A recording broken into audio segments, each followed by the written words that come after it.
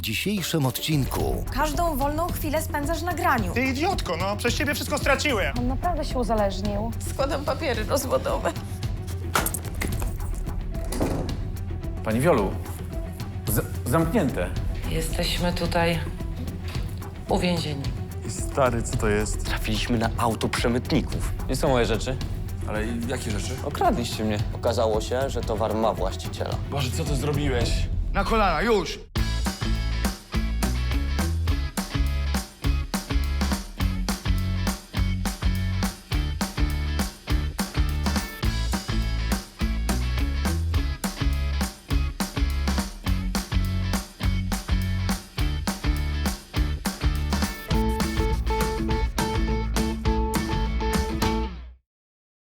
W niewielkiej miejscowości pod Warszawą dwaj przyjaciele, Ryszard Wrzosek i Wojtek Majewski, prowadzą od lat warsztat samochodowy. Wspólnie wychowali się w domu dziecka i pozostają przyjaciółmi do dziś. Ich żony, Elżbieta i Jolanta, właśnie otworzyły swój biznes. Salon urody to ich nadzieja na sukces i niezależność. Zaskakujące koleje losu, kapryśni klienci i nietypowe zdarzenia to codzienność, z którą muszą się zmierzyć.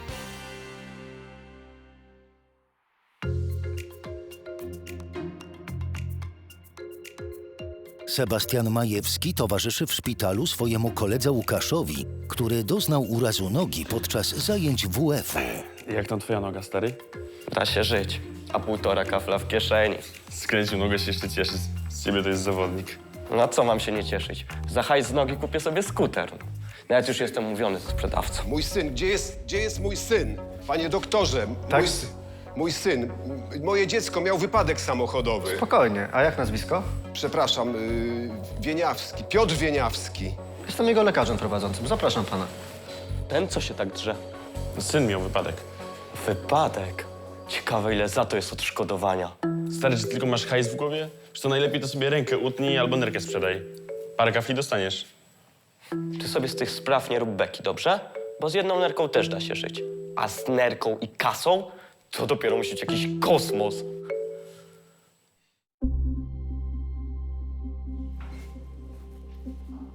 O mój Boże. Spokojnie, spokojnie. Pana syn śpi i jest na środkach przeciwbólowych. Ale co mu jest? Ma złamaną rękę, złamane żebro, liczne potłuczenia. No ale będzie żył. Będzie żył, będzie również przez jakiś czas obolały, ale jego życiu nic nie grozi. Jakie szczęście. O, ja już się z najgorszego spodziewałem. Podtrzymamy go jeszcze przez jakiś czas na obserwacji, bo podejrzewamy wstrząśnienie mózgu, ale myślę, że za 3, góra 4 dni wyjdzie ze szpitala. Naprawdę, dziękuję bardzo. Nie wiem, jak mam się odwdzięczyć. To nasza praca.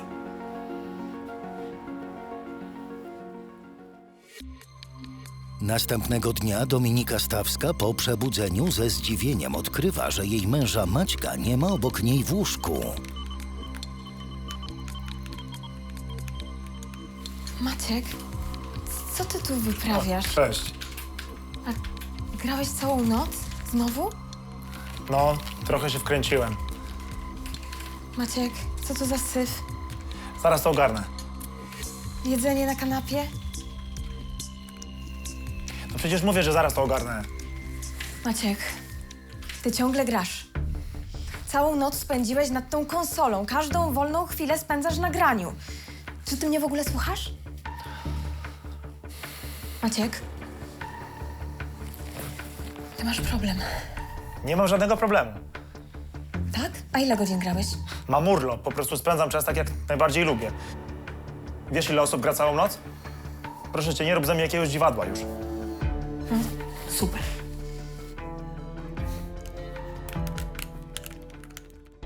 Przed rozpoczęciem lekcji Sebastian i jego przyjaciel postanowili wstąpić do warsztatu, by zająć się naprawą skutera. Będziemy siedzieć miesiąc nad tym, zanim on w ogóle ruszy. Ty, słuchaj, a może poprosimy mojego starego o pomoc, co? Nie, no proszę cię. No my tego nie zrobimy. Seba, my? W sumie. Dzień dobry. Dzień dobry. Można? Zapraszam.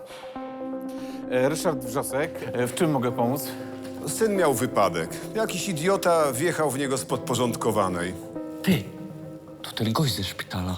Wszystko w porządku? No, z synem w miarę tak, ale auto jak widać. No właśnie w tej sprawie przyjechałem. Samochód na chodzie. No na chodzie, ale coś ciężko. Przy zmianie biegów jakieś chrupanie, no i to wgniecenie fatalne. No widzę. No, drzwi się ciężko otwierają, także może oprócz tej skrzyni może by się uratowało te drzwi. I teraz jeszcze jedna rzecz. W bagażniku jakby się dało posprzątać. Tak jest tam nawalone wszystkiego, że ani do gaśnicy, ani do zapasowego nie można się dostać. Oczywiście dodatkowo zapłacę za sprzątanie. Zobaczymy, co da się zrobić. Dawid go obejrzy. Klaudia, no nie wierć się, no siedź spokojnie, no musisz wyglądać jak człowiek, tak? Jesteś w końcu naszą wizytówką. No tak, nie codziennie muszę wyglądać perfekcyjnie, A tak? właśnie, że musisz. W salonie by się przydało. Ale pani Dominiko, bo przerwałam pani. Mówi pani, że mąż siedzi przed ekranem całą noc, dorosły facet? Tak, ja też tego nie rozumiem. To tylko jakieś ludziki biegające po ekranie, a on co? Tak się w to wkręcił. Cały czas albo siedzi przed tą swoją konsolą i gra, albo siedzi przed kompem i czyta o grach, albo mówi o grach. To trwa już prawie 2 lata. Wiecie, dziewczyny, ja to czytałam nawet o takim kompulsywnym graniu, że ludzie to potrafią nawet umierać przy komputerach. Jego też to czeka. Jak ja go uduszę. Ale się facet uzależnił, co? No. No jak jakiś dzieciak. A ja słyszałam, że na takich grach można nieźle zarobić, naprawdę. No, super, to u nas jest akurat odwrotnie. Wszystkie pieniądze w to ładuje. W tamtym roku zbieraliśmy na wakacje, chcieliśmy wyjechać gdzieś za granicę. A on co? Kupił sobie sprzęt komputerowy i całe Kanary Diabli wzięli. Cholera. Czasem sobie myślę... Nieważne. No co pani myśli? Pani Dominiko, niech pani powie, no niech pani wyrzuci to z siebie. No. Same baby jesteśmy, pani mówi. Myślę... o rozwodzie. Rozwód? Myślałam, że się przysłyszałam. No ale nie może pani przegrać z jakąś tam konsolą, no. Ja wiem. Robimy pani piękną fryzurę, wróci pani do domu, taka wylaszczona, mąż od razu oderwie się od komputera. Jak wróci do domu, jak panią zobaczy, to tam się będzie działo. Zobaczy pani, Po wszystko będzie prostu- dobrze. No dym, po prostu dym. Tak, no. Jak zobaczyłam uśmiech na twarzy pani Dominiki, od razu zrobiło mi się lepiej. Lubię, jak klientki odzyskują u nas dobry humor. Po to tutaj pracujemy. A nie w szkole dzisiaj? WF mamy. O, zresztą to jest nasz klimat. Nie no, żadowy. A ty co tam? A u mnie spoko, ogarniam właśnie autko po wypadku. Przeglądu to chyba nie miał ze 100-latek. Amortyzatory ciekną i z tyłu jeszcze opona jest do wymiany. Właśnie. Ciekawe, czy w ogóle ma zapasową. To sprawdź w bagażniku. Dzięki, Einstein. Sam bym na to nie wpadł, wiesz?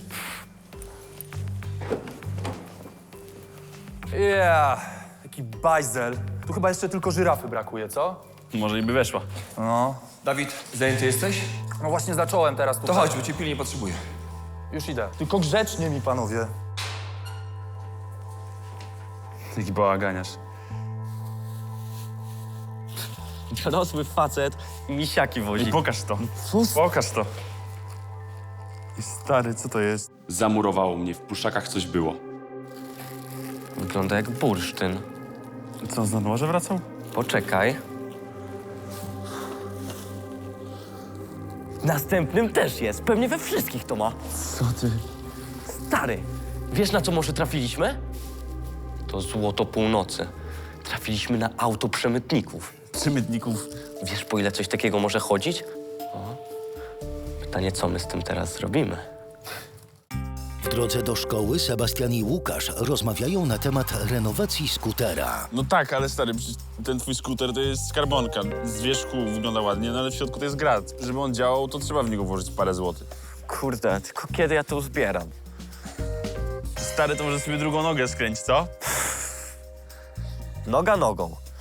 Ale słuchaj, jak tak myślę o tym bursztynie, to co to jest za przemytnik, który stawia, wiesz, auto z towarem do warsztatu?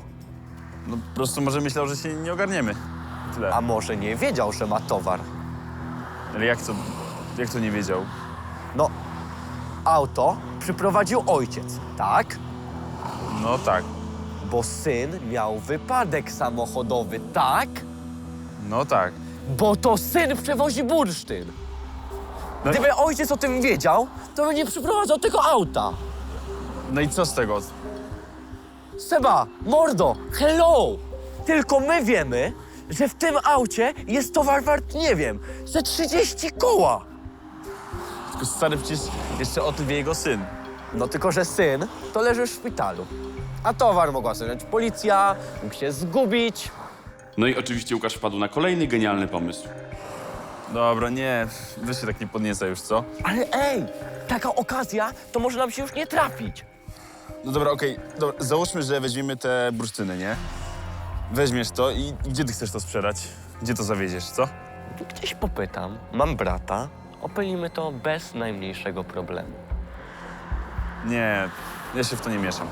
Ale Seba, mordo, to jest czysty hajs, czysty hajs.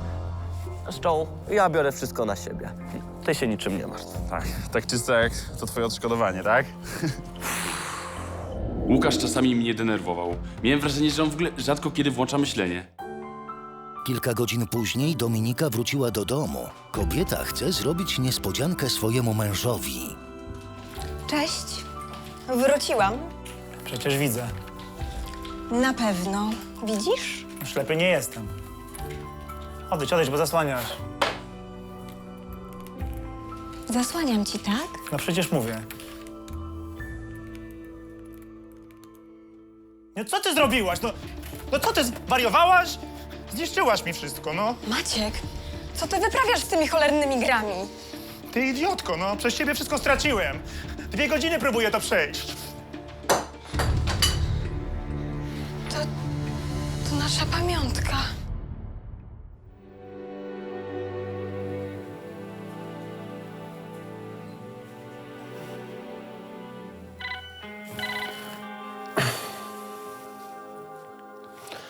No, co tam? Niech zgadnę. Siedzisz na łóżku i gapisz się na zdjęcie Mirelki. Wcale nie. Czego chcesz? Chcę się dowiedzieć, czy przemyślałeś temat. O mnie się nie martw. Jak ty chcesz wyrwać tą Mirelkę? O co ci chodzi, co? O to, koleżko malinowy, że Mirella to laska poza twoim zasięgiem. Na razie. Chcesz jej czymś zaimponować? Chcesz jej kupić, no nie wiem, kolczyki, pierścionek? Potrzebujesz kasy. Teraz jesteś dla niej gówniarz. Ale jak będziesz miał cash, to od razu inaczej na ciebie spojrzy. Poczekaj, myślę. Ale tu nie ma o czym myśleć. Trzeba opchnąć ten bursztyn. Cash pół na pół. A potem zaprosisz Mirellę do tej nowej knajpy. Mole? Jak już to mule. No dobra, to zapakujmy ten bursztyn. No i super. To za godzinę w warsztacie. No, na razie.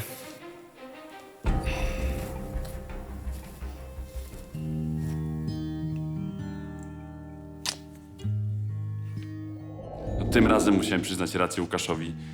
Kiedy sobie pomyślałem, że ja i Mirella w restauracji zrobiłbym dla niej wszystko. Tymczasem do szpitala, gdzie leży Piotr, przychodzi niespodziewany gość. Kolego, idźcie przejść. Już.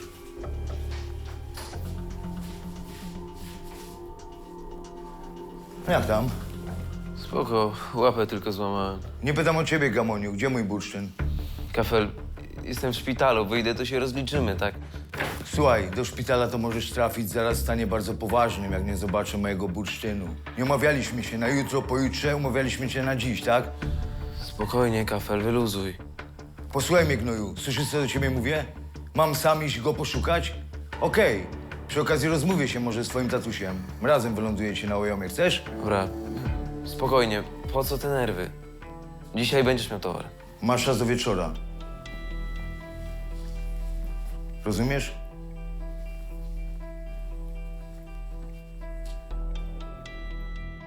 Cześć, synek. Kto to był? Nikt. Jak to nikt? Tato, nie drąż, jest okej. Chciałeś czegoś? Słuchaj, no, nie podoba mi się przede wszystkim twój ton. Słuchaj, Muszę na chwilę zerknąć do samochodu. Da radę go przetransportować tutaj? Spokojnie, o samochód się nie martw. Jest w dobrych rękach.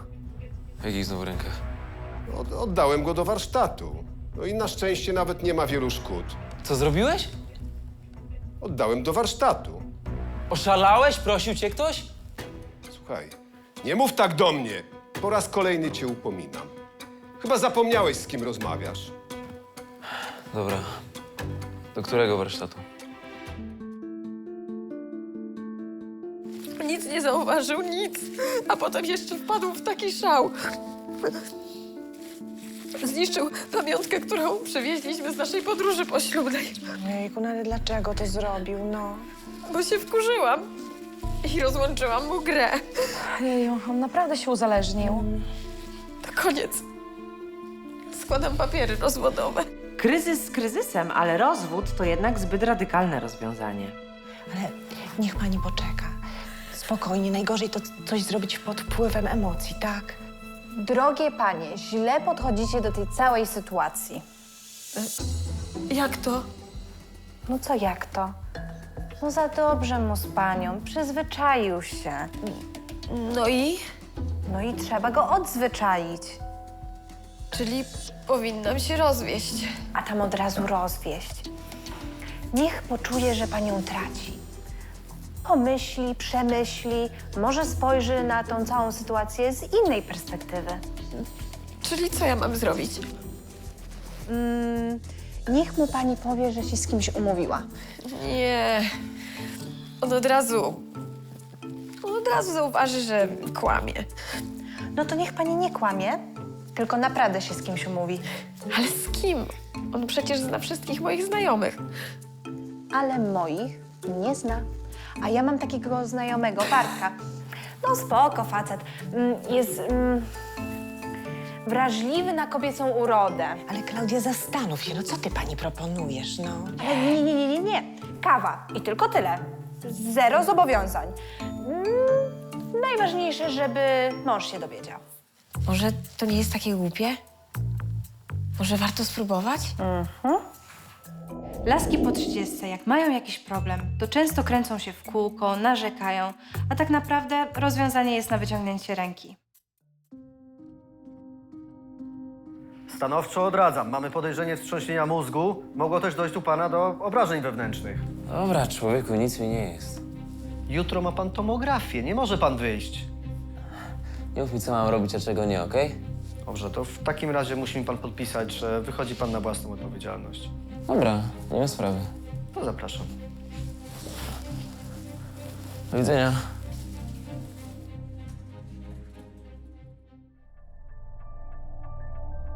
Dzień dobry. Dzień dobry, w czym pomóc? Ja jestem właścicielem tego auta i muszę coś z niego wziąć. Pan wybaczy, ale auto przyprowadził ktoś inny. No tak, ojciec, ale to jest moje auto. Ale skąd ja to mam wiedzieć? Starczy, czy mam jeszcze podanie napisać? Spokojnie, po prostu mamy pewne zasady, których musimy się trzymać. Proszę nas zrozumieć. Co, wy będziecie tak nade mną stać? Się napuszył jak kot na linii wysokiego napięcia. Bronek, No już, szefie, już. Gdzie są moje rzeczy? ale jakie rzeczy? No w bagażniku były moje rzeczy, a teraz ich nie ma. No nie, może któryś pracownik gdzieś przełożył. Dawid! Gdzie są moje rzeczy z bagażnika? Wszystko jest na tylnym siedzeniu. Proszę sprawdzić. Ten koleś był jakiś szemrany. Od razu go wyczułem. Nie rób ze mnie idioty, okej? Nie ma misiów. Czego? Rzeczy, maskotek, pluszaków w palancie. Misiów. Ale ja niczego nie dotykałem, tak? Tutaj jest wszystko. Nie no, proszę pana, auto przyprowadził, no, chyba pana ojciec, tak? No, niech pan się może jego zapyta. Okradliście mnie. Ale po co nam jakieś pluszaki? Ja nie wiem, ale ja chcę mieć je z powrotem. Nie no. Skoro uważa pan, że pana okradliśmy, no to nie wiem, no, wezwijmy policję, zgłośmy to po sprawie. No tak, no, trzeba wezwać policję i zgłosić kradzież misiów, pluszaków. Dobra. Spokojnie. Trochę się uniosłem, tak? Prawdopodobnie wszystko wypadło, jakby mnie wjechał ten jełop. Także sorry za kłopot. Naprawiajcie auto. Będę leciał. Do widzenia. Trochę mnie cykor obleciał, bo ten gość gadał jak jakiś świrus. Dobrze, że pan Wojtek zagiął go policją. Wieczorem Dominika szykuje się do spotkania ze znajomym Klaudii. Kobieta chce w ten sposób wzbudzić zazdrość w swoim mężu. Co ja widzę? Nie grasz? Musiałem coś zjeść. Jak jestem głodny, to tracę refleks. A ja wychodzę. Rozumiem. To kup mi jakieś pierogi albo coś. Nie dam rady. Umówiłam się z kolegą. Pójdziemy na kawę, a może później do kina? To dobrze. Dobrze? No dobrze. Widzisz, muszę mieć dzisiaj spokój. Mam ważną kampanię do przejścia i nie chcę, żeby mi ktoś przeszkadzał. Baw się dobrze. Ryszard i Wiola zostali w pracy po godzinach. Księgowa zgłosiła konieczność przeanalizowania wydatków w warsztacie. Panie Rysiu, ten podnośnik, co chcieliście, no to 20 000. I teraz pytanie tak, czy bierzemy kredyt, czy... Nie, to bez sensu. Może sprzedamy wyważarkę. Teraz nie ma sezonu na wymianę opon. Potem ją odkupimy albo weźmiemy nową w leasing. W leasing... No... Pani Wiolu, zamknięte. Słucham? Drzwi zamknięte. Panie Rysiu, Wojtek ostatnio stąd wychodził. To on nas musiał zamknąć. Zadzwonię do niego. Gdzie ja mam? O cholera, zostawiłem telefon w samochodzie. Chwileczkę. Gdzie on? Nie, no nie wierzę. Co? Rozładowana, a nie mam ładowarki przy sobie. A to? A to jest faks. No kto o tej godzinie odbierze faks? Kurczę. Dobra. Moment, mamy jeszcze internet. Mhm. Piszę zaraz na fejsie. No byłoby dobrze, żeby ktoś odczytał. No piszę, wysyłam, ale... Wiem, proszę napisać do Witera. Może on odczyta. Ale ja nie mogę na fejsie.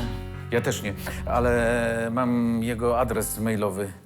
Może ma powiadomienia na komórce. Moment, to proszę tu wpisać mail. Dobra, ja napiszę. Dobra, wyślij. A, panie Rysiu, Tak. a propos Witera, to panie Rysiu, wie pan, że on z Wojtkiem tam razem jakoś coś... Ale co, Witer z Wojtkiem? No, tak jakby ostatnio zżyli się bardzo. Zżyli? Nie zauważyłem. Biznes wspólny robią. Biznes? Mhm. Nie wierzyłem w to, co się dzieje. No to nie wie pan? Pytali się mnie ostatnio, czy mam kogoś, kto pisze dobry biznesplan, bo po pierwsze chcą kupować stare samochody, naprawiać je i sprzedawać. No ale nic mi nie mówił. O nie. Tylko proszę nie mówić, że to była jakaś tajemnica. Widocznie była. Pan, panie Rysiu, to niech uważa, żeby ten nasz Wojtuś z gniazdka nam nie uciekł. Bo ostatnio to nawet dowiadywał się, ile są warte jego udziały w firmie. Nie chciałem tego okazać przy pani Wioli, ale normalnie krew mnie zalała.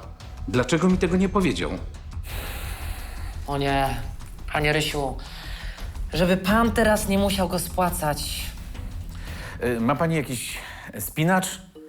Spinacz? No mam. No, po co spinacz teraz?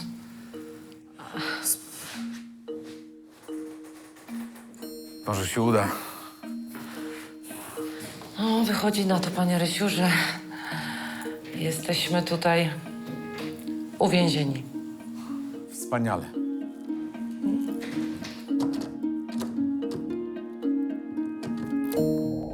No to miałam Ryśka dla siebie i zamierzałam to wykorzystać. Tymczasem Piotr postanowił skontaktować się ze swoim szefem. Posłuchaj, ja nie mam tego towaru. Poczekaj, spokojnie, nie denerwuj się. Chodzi o to, że on po prostu wyparował, rozumiesz? Nie wiem, w warsztacie albo na miejscu wypadku. Nie krzycz, daj mi mówić, spokojnie. Jezu, nie wiem! Może psy to zawinęły. Kafel, ja cię spłacę. Daj mi 3 dni, oddam ci cały hajs, okej? Kafel, stary, halo? Halo?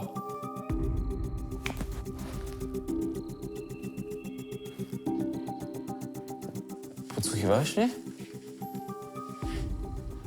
Jesteś przemytnikiem.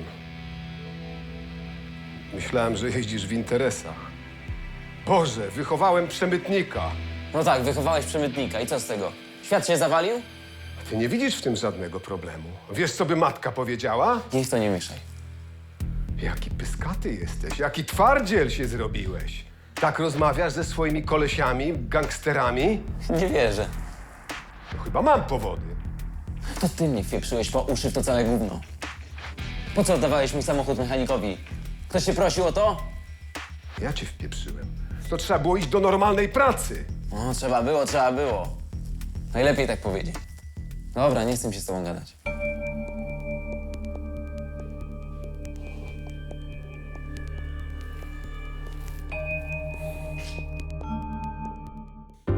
Tymczasem Dominika spędza czas z kolegą Klaudii. Trzymaj. Dzięki. A, o czym to ja mówiłem? A, już wiem. Wyobraź sobie, dorwałem w końcu tego kolesia i mówię do niego, stary, weź wyluzuj. Mówisz tak do kobiety? No i wyobraź sobie, wyluzował. Przestraszył się mnie, zrobił się taki mały. Fajnie. Wiesz co?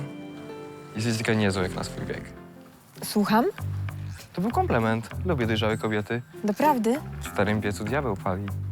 Słuchaj, ja już muszę iść. Ale jak to?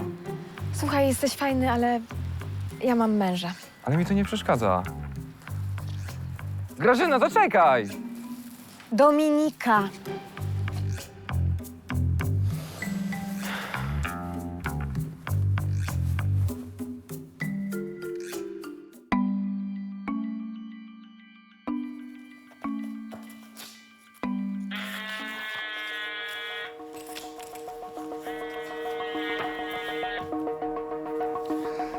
Tak, Elu? Cześć Wojtek, słuchaj. Widziałeś Ryśka? No tak, w pracy.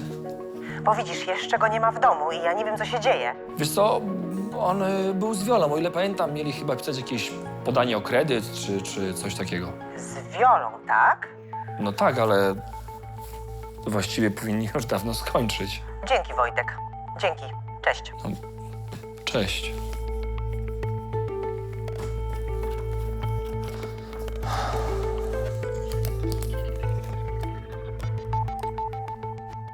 Piotr postanowił nie czekać do następnego dnia i przyjechał do warsztatu, by podjąć próbę dostania się do swojego samochodu.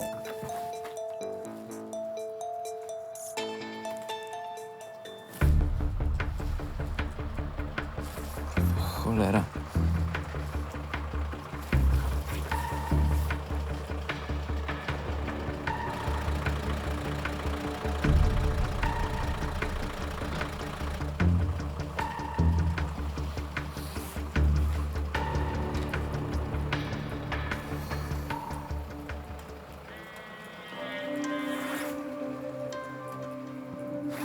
Znalazłeś?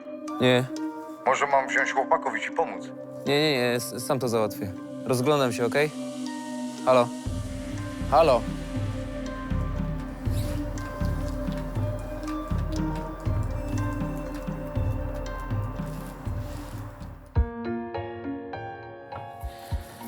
Pani Wiolu, mam dla pani kocyk. Panie Rysiu, gdybym wiedziała, że tą noc dzisiejszą tak spędzimy, to... Ale powiem panu szczerze, że to fajna przygoda. Cicho. Ela? Pani Elu. Rysiek i Wiola. Naprawdę się wkurzyłam. Przeszkadzam wam, tak? No co ty, Eluniu? Wojtek musiał nas zamknąć przez przypadek. Uratowałaś nas. Tak, dziękujemy za uratowanie. Oboje z Rysiem, z panem Rysiem. Mieliśmy jeszcze... Nie ma za co. Eluniu, zaczekaj, no gdzie idziesz? Przepraszam. Eluniu, czekaj!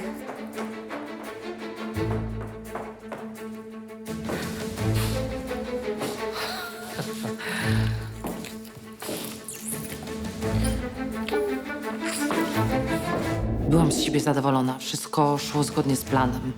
Ryszard, Elżbieta, oni byli tacy przewidywalni. Dominika wróciła do domu. Kobieta jest rozczarowana spotkaniem i chce szczerze porozmawiać ze swoim mężem. A więc grasz. A ja się stroję dla ciebie. Ubieram się, robię z siebie bóstwo, a raczej idiotkę. Łażę przed tobą jak po jakimś wybiegu. Umawiam się z kretynami tylko po to, żeby wzbudzić w tobie zazdrość, cokolwiek. Ale ty masz to wszystko gdzieś. Nic cię nie obchodzi, nic. Nic dla ciebie nie znaczy. Ważniejsza jest jakaś konsola.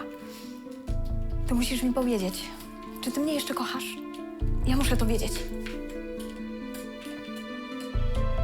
A więc to jest twoja odpowiedź? Ignorujesz mnie? O Jezu, przepraszam, nie zauważyłem, jak wróciłaś. Coś mówiłaś? Co robisz? Ja chciałem sobie tylko pograć, no. Czy ja robiłem coś złego? To jest moje hobby. Tak chciałem spędzić wolny czas. Okej. Może jeszcze zniszczyć mi tą konsolę, co? Nigdy cię nie interesowałem. Słucham? Tak. Zawsze tylko ty i ty. A ja? A moje zainteresowania? Zawsze miałaś mnie gdzieś. To ty mnie miałeś gdzieś. Nie wytrzymam. Ja chcę rozwodu. Ty chcesz rozwodu. Tak, chcę rozwodu. Dobrze.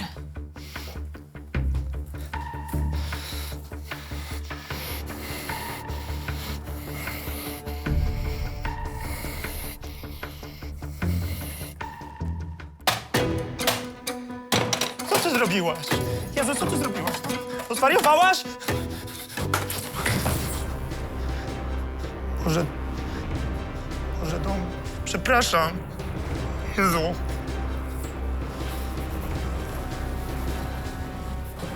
Dosyć. Idę na policję. Domi, proszę cię. Przepraszam.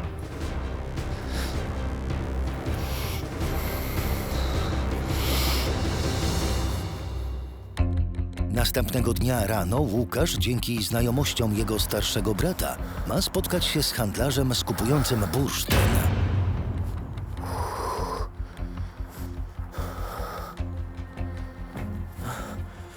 Dzień dobry. Zaraz się okaże, czy dobry. Podobno masz coś do sprzedania. Mam bursztyn.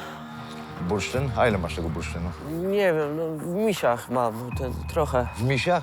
Tak. W jakich misiach? Takich pluszowych, no normalnie. Pluszowych, tak? To chodź, zrobimy interes. Chodź. Chodź. W tym samym czasie Piotr spotkał się ze swoim informatorem. Stary, kurde, połamią mi nogi, rozumiesz? Stary, mówiłem ci, nic nigdzie nie wypłynęło. Jakbym coś wiedział, to bym ci powiedział. Jesteśmy kumplami, tak? Nie, może oni to za granicę wywieźli. Spokojnie, Peter. Takich rzeczy nie da się długo utrzymać. Na razie, Peter. Kuruj się, chłopak. Na razie.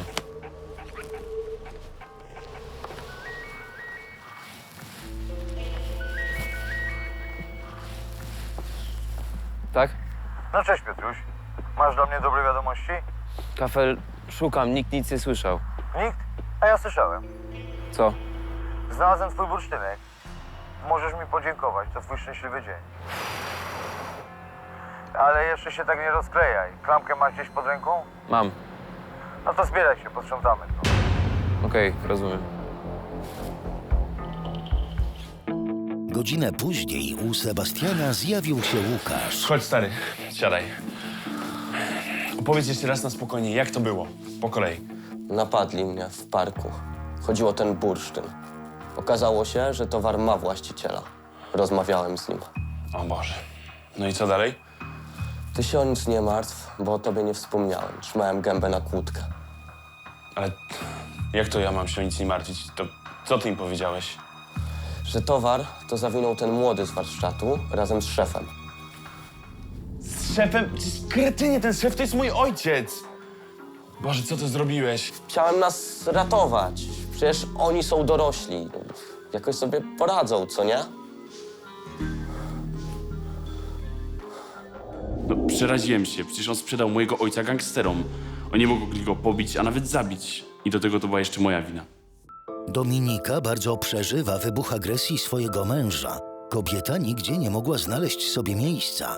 Po południu odwiedziła salon Bella Ella. Napij się, kochanie meliski. Nie wiem, czy dobrze zrobiłam.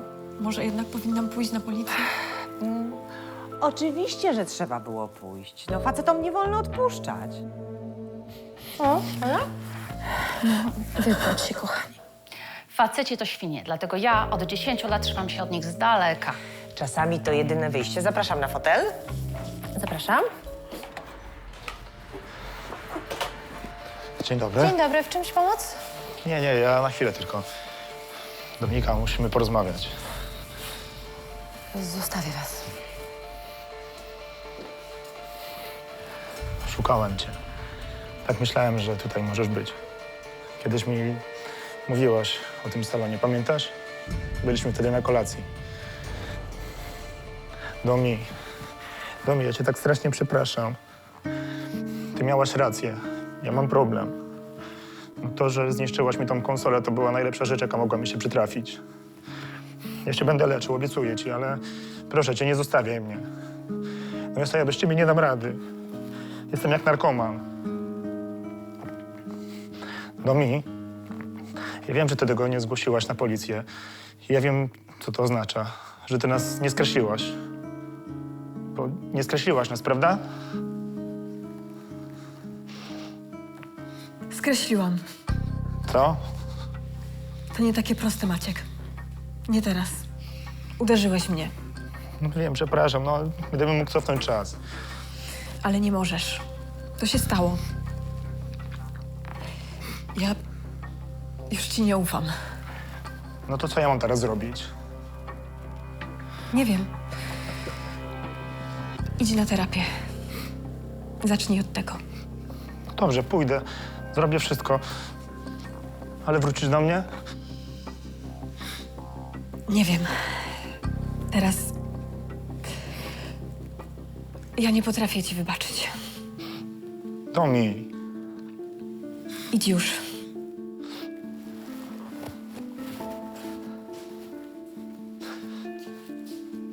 Przepraszam cię.